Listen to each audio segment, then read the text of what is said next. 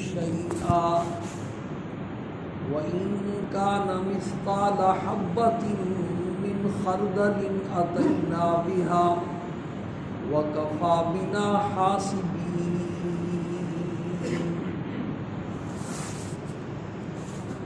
مضمون یہ بیان ہو رہا ہے کہ قیامت والے دن جس ترازو میں بندوں کے اعمال تولے جائیں گے، ان اعمال میں جو وزن پیدا ہوگا وہ دو چیزوں سے پیدا ہوگا۔ ایک تو اخلاص سے، جس کے دل میں جتنا خلوص ہوا وہ عمل کرتے وقت اتنا ہی قیامت والے دن اس کا عمل وزنی ثابت ہوگا، اور دوسرا وزن پیدا ہوگا اتباع سنت سے، جس کا عمل سنت کے جتنے قریب اور مشابہ ہوگا اس کا عمل قیامت والے دن وزنی ثابت ہوگا۔ اخلاص پر بھی کافی ساری بات ہو چکی ہے، کل اتباع سنت پر بات ہوئی تھی، لیکن بات کسی دوسرے رخ کی طرف چلی گئی۔ اس کا جو عملی پہلو ہے ترغیبی، اس میں تھوڑی سی تشنگی باقی رہ گئی تھی۔ بات یہ کی تھی کہ اتباع سنت والا جو جذبہ ہے وہ ہم اس کی ابھی سے چھوٹی چھوٹی سنتوں سے ابتدا کریں اور ابتدا کر کے پھر اس کو انتہا تک پہنچائیں۔ روزمرہ کے جو ہمارے کام ہیں، عام طبی اور فطری چیز کو ہر انسان کو کرنے پڑتے ہیں، ان کاموں کو جس حد تک بھی ہم سنت کے مطابق بنانے کی کوشش کر سکتے ہیں کریں۔ مثال کے طور پر کھانا، روزانہ دن میں ہم 3 ٹائم کھانا کھاتے ہیں، تو اگر اسی میں ہم سنتوں کا اہتمام کر لیں گے تو یہ کھانا ہماری عبادت بن جائے گا اور اس پر ہمیں ثواب ملے گا۔ ہاتھ دھو کر کے کھانا، مستقل اس کو اپنا معمول بنائیں، بسم اللہ پڑھ کر کے کھانا، دسترخوان بچھا کر کے کھانا اور بیٹھ کر کے کھانا، کھانے کے بعد پھر ہاتھ دھونا، اسی طریقے سے کھانے والی دعا پڑھنا، یہ چھوٹی چھوٹی سنتیں ہیں، ان کا اگر آدمی کیا کر لے، اہتمام کر لے تو کھانا اس کا سنت کے مطابق ہو۔ بھول جائے تو پھر پڑھ، آج ابھی صبح کے ٹائم بھول گیا تو دوپہر کو پڑھ لے، دوپہر کو بھول گیا تو شام تک۔ ایک نیت اور جذبہ ہو کہ میں نے اپنے کھانا کھانے کو سنت کے مطابق بنا۔ اسی طریقے سے پانی پینا ہے تو پانی بھائی سنت کے مطابق بیٹھ کر کے پینا ہے، 3 سانسوں میں پینا ہے، بسم اللہ پڑھ کر کے پینا ہے، اور پانی پینے کے بعد الحمدللہ کہنا ہے، مختصر سے دعا پڑھنا۔ اس طریقے سے اس کو سنت کے مطابق آہستہ آہستہ بنانے کی کیا کریں، کوشش کریں۔ مسجد میں آپ دن میں 5 مرتبہ آتے ہیں تو مسجد میں آتے وقت سنتوں کا خیال کریں۔ مسجد میں جب داخل ہونے لگے تو داخل ہونے سے پہلے دعا پڑھیں، بسم اللہ والسلام علی رسول اللہ اللہم افتح لی ابواب رحمت۔ تو سب کی دعا یاد نہیں ہے تو آدمی پوچھ کے بھی یاد کر لیتا۔ اور سب سے پہلے جب جوتا نکالنے لگے تو جوتا نکالنے کی سنت یہ ہے کہ پہلے بایاں پاؤں جوتے سے نکالیں، بایاں پاؤں جوتے سے نکال کر جوتے کے اوپر رکھ لیں، اور اس کے بعد پھر دایاں پاؤں جوتے سے نکال کر مسجد میں پہلے دایاں پاؤں رکھیں۔ سفیان ثوری رحمہ اللہ ایک بزرگ ہے، بہت بڑے محدث ہیں، امام بخاری کے استادوں میں، مسجد میں داخل ہوئے تو غلطی سے الٹا پاؤں داخل کر بیٹھے، تو غائبانہ آواز آئی، یا ثور او بیل، تجھے اتنی بھی تمیز نہیں کہ مسجد میں کیسے داخل ہوا جاتا؟ تو ان کا نام ہی پڑ گیا سفیان ثوری۔ ہم تو چونکہ گناہوں میں غرق ہیں اس لیے ہمیں ایسی آوازیں نہیں آتی، جو اللہ کے نیک بندے ہوتے ہیں ان کو تنبیہ کی جاتی ہے، اور وہ زمانہ چونکہ حضور صلی اللہ علیہ وسلم کے زمانے کے قریب تھا تو اس قسم کے واقعات اللہ پاک کی طرف سے پیش ہوتے ہیں۔ اس طرح مسجد میں داخل ہو کر بیٹھنے سے پہلے 2 رکعت تحیت المسجد کی نفل جو ہے نا وہ ادا ہے۔ یہ ساری سنتیں اگر مکروہ وقت نہیں ہے، اگر مکروہ وقت ہے، جیسے ابھی کوئی آیا ہے عصر کی نماز کے بعد مغرب سے پہلے آیا تو اب یہ مکروہ وقت ہے، تو اس کے لیے بھی سنت ہے کہ سبحان اللہ والحمدللہ ولا الہ الا اللہ واللہ اکبر ولا حول ولا قوۃ الا باللہ، یہ کلمات پڑھ لے تو تحیۃ المسجد کی طرف سے ہے۔ یا فجر کی سنت بھی جو ہے نا پڑھنے کے لیے آیا ہے، طلوع صبح صادق کے بعد کیونکہ نفل پڑھنے مکروہ ہوتے ہیں، تو فجر کی نماز پڑھنے کے لیے آیا، سنت کے گھر میں پڑھ کے آیا ہے، تو اب یہ آ کر کے کچھ بھی نفل نہیں پڑھ سکتے۔ اگر فجر کی سنت مسجد میں آ کر کے پڑھنا ہے تو پھر ان سنتوں میں تحیۃ المسجد ادا ہو جائے گا اس کی نیت کا۔ تو اس طرح یہ چھوٹی چھوٹی سنت ہے۔ اسی طریقے سے پھر جب مسجد سے نکلنے کا وقت آئے تو پھر دعا پڑھ کے نکلے، بسم اللہ والسلام علی رسول اللہ اللہم انی اسألک من فضلک، اور بایاں پاؤں پہلے نکالیں اور نکال کر کے جوتے کے اوپر رکھ دیں۔ پہننے کی سنت یہ ہے کہ دایاں پاؤں پہلے پہنے، نکالنا بایاں پاؤں پہلے ہے تو اس کو جوتے کے اوپر کیا کرے، رکھ دیں، اور پھر دایاں پاؤں نکال کر کے پہلے جوتی میں ڈالے، اور اس کے بعد یہ مسجد میں آنے جانے کی سنت ہوتی ہے۔ گھر میں پہنچے تو گھر کے میں داخل ہونے والی کوئی دعا ہے وہ دعا پڑھ، السلام علیکم ورحمۃ اللہ وبرکاتہ کے، تاکہ ان کو بھی عادت پڑے سلام کا جواب دینے کی۔ اسی طریقے سے بیت الخلاء میں جانے کی سنت ہے، اس پر بھی عمل کریں۔ بیت الخلاء میں جانے کی سنت یہ ہے کہ سب سے پہلے دعا پڑھیں، اللہم انی اعوذ بک من الخبث والخبائث، اندر داخل ہونے سے پہلے پڑھیں، اور پہلے بایاں پاؤں اندر رکھیں پھر دایاں رکھیں۔ اگر بھولتا ہے، بھول کر کے اندر چلا گیا تو بزرگوں نے لکھا ہے کہ عادت ڈالنے کے لیے واپس آ جائے، تاکہ نفس کو جو ہے نا تنبیہ ہو کہ اگر میں نے آئندہ ایسا کیا تو پھر ایسا کرے، واپس آ جائے، اور واپس آ کر کے پھر سنت کے مطابق ڈالے، پھر تقاضے سے فارغ ہو کر کے سنت کے مطابق استنجا کرے، اور اس کے بعد پہلے دایاں پاؤں باہر نکالے اور پھر باہر آ کر کے پھر دعا پڑھے، غفرانک الحمدللہ الذی اذھب عنی العذا وعافانی۔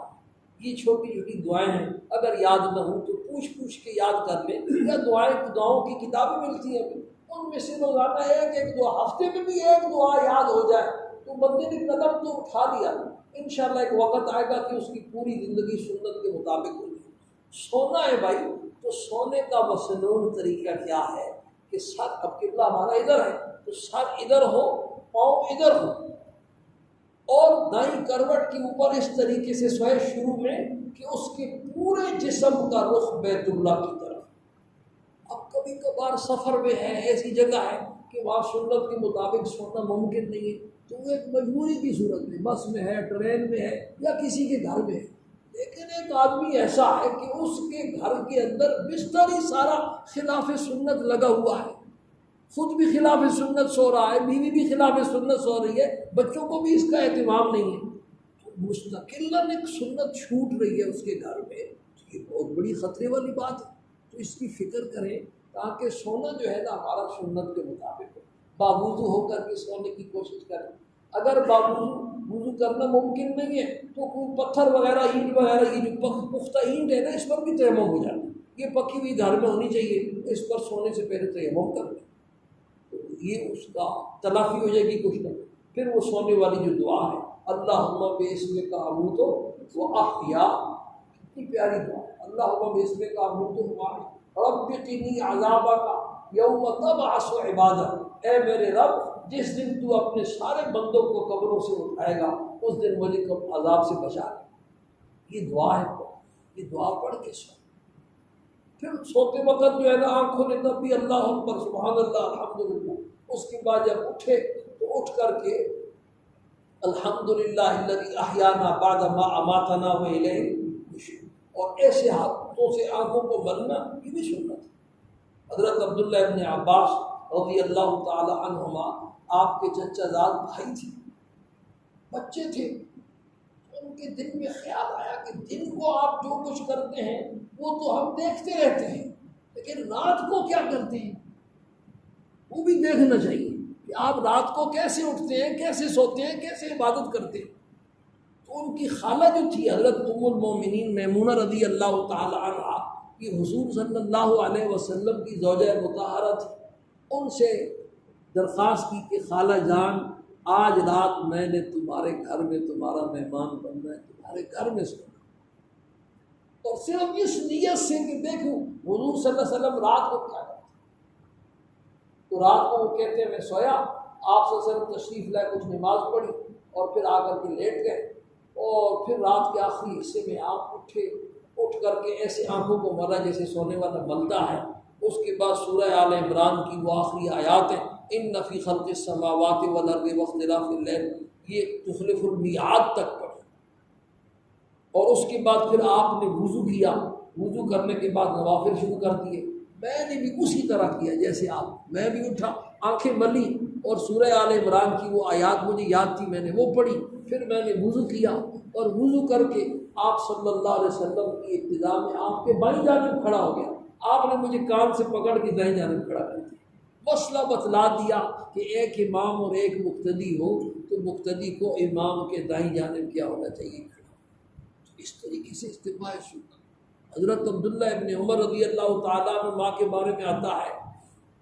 جب مدینہ منورہ سے مکہ تشریف لے جاتے تو بالکل وہی راستہ اختیار کرتے جو آپ صلی اللہ علیہ وسلم نے حج کے موقع پر اختیار کیا، اور جس جگہ سے آپ نے اپنی سواری موڑی تھی اسی جگہ سے سواری موڑتے، جس درخت کے نیچے آپ اترے تھے اسی درخت کے نیچے جا کر کے اترتے، اور اپنے شاگردوں کو بتاتے کہ یہاں آپ اترے تھے، جہاں آپ تقاضے کے لیے تشریف فرما ہوئے تھے تقاضا نہ بھی ہوتا تو اتباع سنت کی نیت سے وہاں جا کر کے تقاضے کے لیے بیٹھ جاتے، جتنے رکعت آپ نے جہاں نفل پڑھے تھے وہاں نفل پڑھے تھے۔ تو اس طرح بھائی چھوٹی چھوٹی سنتوں سے اس کا اہتمام شروع کر دیں، کھانے پینے کی سنتیں، سونے کی سنتیں، مسجد میں آنے جانے کی سنتیں، بیت الخلاء آنے جانے کی سنتیں، ایک مستقل سنت ہے۔ اسی طریقے سے بھائی جو خاص مسئلہ ہے، اپنی شکل و صورت کو، اپنے لباس کو سنت کے قریب لانے کی کوشش کریں۔ لباس کے بارے میں علماء نے لکھا ہے کہ ہر زمانے کے جو علماء صلحاء اللہ کے نیک بندوں کا لباس ہے یہ سنت کے قریب ہے، اس لباس کو جو اللہ کے نیک بندوں کا لباس ہے اس لباس کو اپنانے کی کوشش کریں۔ جو فساق فجار کا لباس ہے، اللہ کے نافرمان بندوں کا لباس ہے، یا جو کافروں کا لباس ہے، ان کی شکل و صورت ہے، ان کی وضاحت ہے، اس کو چھوڑنے کی کیا کریں، کوشش کریں۔ حضرت موسیٰ علیہ السلام کا جب جادوگروں سے کیا ہوا، مقابلہ ہوا، تو امام ابن عربی رحمہ اللہ نے لکھا ہے وہ جو جادوگر مقابلے میں آئے تھے نا، داڑیاں تو اس زمانے میں منڈانے کا خیال ہی نہیں تھا، یہ پتہ نہیں کب سے شروع ہوئی، سب کی داڑیاں تھیں، انہوں نے لباس بھی اور حیط بھی، شکل و صورت بھی، وضع قضا بھی وہی بنائی جو حضرت موسیٰ علیہ السلام۔ تو امام ابن عربی رحمہ اللہ نے لکھا ہے کہ جب انہوں نے موسیٰ علیہ السلام جیسی وضع قضا بنائی تو اللہ پاک کو غیرت آئی کہ میرے پیغمبر جیسی شکل و صورت ہے، وضع قضا ہے، اللہ کو ترس آ گیا، اللہ پاک نے ان کو ہدایت عطا فرمائی۔ اللہ کے نیک بندوں والی جب بندہ شکل و صورت وضع قضا بناتا ہے تو پھر اللہ پاک کو اس حالت پر بھی رحم آتا ہے۔ اور یہ ممکن نہیں ہے کہ گیدڑ کی صورت ہو اور اس میں شیر کی روح اور شیر کی حقیقت آ جائے، یہ ممکن نہیں ہے۔ شیر کی حقیقت اور شیر کی صورت تو وہ ہوگی تو پھر اس میں شیر کی حقیقت آئے گی، تو اللہ کے نیک بندوں والی صورت تو بنائے نا، ان جیسا لباس تو اختیار کرے، ان جیسی وضع قطع تو بنے،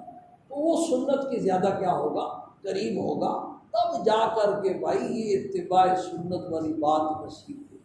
حضرت مجذوب رحمہ اللہ، حضرت مولانا اشرف علی صاحب تھانوی رحمۃ اللہ علیہ کے خلیفہ تھے، اس وقت تک خلافت نہیں ملی تھی، بالکل قریب شیخ تھے، مرید ہو گئے، اللہ پاک نے داڑھی رکھنے کی توفیق دے دی۔ جب داڑھی رکھی پہلی مرتبہ جب خانقاہ میں آئے، شاعر تھے تو انہوں نے اس پر ایک شعر کہا، تیرے محبوب کی یا رب شباہت لے کے آیا ہوں، تیرے محبوب کی یا رب شباہت لے کے آیا ہوں، حقیقت جس کو تو کر دے میں صورت لے کے آیا ہوں۔ مطلب صورت تو بنائے نا، تو پھر اللہ پاک اس کو حقیقت سرکار دو عالم صلی اللہ علیہ وسلم والی وسیلت بھی اللہ پاک کیا کرے گا۔ اور آخری بات اس مسئلے کی کہ ادعیہ مسنونہ جو ہے نا بھائی، ان کا اہتمام، فتنوں کا زمانہ ہے، پریشانیوں کا زمانہ ہے، حادثات کا، آفات کا، بلیات کا زمانہ ہے۔ یہ جو مصنون دعائیں ہیں نا، ان میں اللہ پاک نے حفاظت کے بڑے انتظامات رکھے، دنیا کی حفاظت بھی ہے اور آخرت کی حفاظت بھی ان میں ہے۔ تو مصنون دعاؤں کی کتابیں چھپی ہوئی مل جاتی ہیں۔ سب سے افضل تو ایک مناجات مقبول نام کی کتاب ہے، حضرت مولانا اشرف علی صاحب تھانوی رحمۃ اللہ علیہ کی کتاب ہے، اور ہمارے تقریباً سارے بزرگوں کا معمول ہے۔ اس میں قرآن و حدیث کی بہت ساری دعائیں حضرت تھانوی رحمۃ اللہ علیہ نے جمع پڑھا۔ اس کی 7 منزلیں بنائی ہوئی ہیں، ہر روز ایک منزل پڑھنی ہوتی ہے۔ جب وہ کتاب بندہ پڑھ لیتا ہے، ہفتے میں ایک دن میں ختم ہو جاتی ہے، ہفتے سے شروع ہوتی ہے اور جمعے کو کیا ہو جاتی ہے، ختم ہو جاتی ہے۔ اس میں ساری دعائیں آ جاتی ہیں۔ تو ویسے بھی صبح و شام کی چل بسم اللہ الذی لا یضر مع اسمہ شیء فی الارض ولا فی السماء وهو السمیع۔ تو صبح و شام جو بندہ 3 مرتبہ پڑھ لیتا ہے، شام تک اللہ پاک اس کی حفاظت فرماتے ہیں، شام کو پڑھ لیتا ہے، صبح تک اللہ اس کی حفاظت۔ تو ادعیہ مسنونہ یہ بھی اتباع سنت کا ایک مستقل شعبہ ہے۔ آپ کی ہر کام سے پہلے کوئی نہ کوئی دعا ہے، کام سے فارغ ہونے کے بعد بھی دعا ہے، کام شروع کرنے سے پہلے بھی کیا ہے، دعا ہے۔ صحابہ کہتے ہیں کان یذکر اللہ علی کل احیان، آپ کی ایسی دعائیں تھیں کہ بندہ یہ سمجھتا تھا بس ہر وقت اللہ ہی کو یاد کر رہے اور کوئی کام ہی نہیں ہے آپ سے۔ وہ آخری بات پھر بھی رہ گئی، وہ چند اعمال ایسے ہیں کہ قیامت والے دن ان کا وزن خصوصی طور پر اللہ پاک سب سے بھاری ثابت ہوگا، تاکہ وہ اعمال انشاءاللہ پھر اگلے ہفتے